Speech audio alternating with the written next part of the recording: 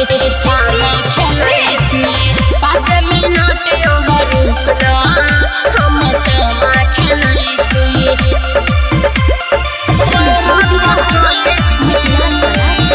हम सामा खेलै छी कखनो तू हमारा से मिले भी जान के कखनो तू हमारा से मिले भी जान के घोरल बैठ के हम पैरा तकई छी 5 मिनट और रुकना हम सामा खेलै छी 5 मिनट और रुकना हम सामा खेलै छी रे अभी जेबे के घर से सामा खेलै छी सामा खेलै छी 5 मिनट और रुकना हम सामा खेलै छी पैरा तकई छी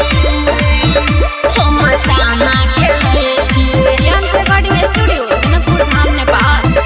हम सामा खेलै हे गया ना जाना जल्दी तू बेसी नहीं सोचा के अभी जराबै छियै चुगला के मोछरे रे बढ़िया से झरकाब दे ना हे गया ना जाना जल्दी तू बेसी नहीं सोचा के अभी जराबै छियै चुगला के मोछरे मिले के छलौ नहीं त कैला बचैले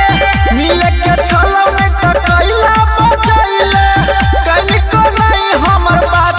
बुझै छी 5 मिनट और रुकना हम सामा खेलै छी 5 मिनट और रुकना हम सामा खेलै छी रे तनका श्यामा के काजल लगे छी सामा खेलै छी सामा खेलै छी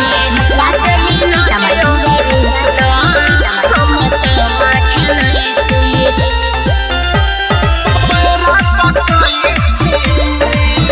हम सामा खेलै छी रियांस रिकॉर्डिंग स्टूडियो जनकपुर धाम नेपाल हम सामा खेलै छी हे गे कते देर से जान तू खेलै छी सामा आबै छियो बेसी नै कर डरामा कैला छटपटाई छै रे बेसी बजबे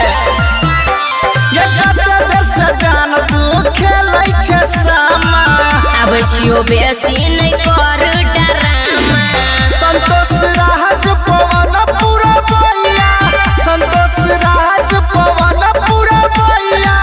सुमन के तोरे लाया हो भरई छी 5 मिनट और रुकना हम सामा खेलै छी 5 मिनट और रुकना हम सामा खेलै छी बात केला नै बुझै छी रे छौड़ा।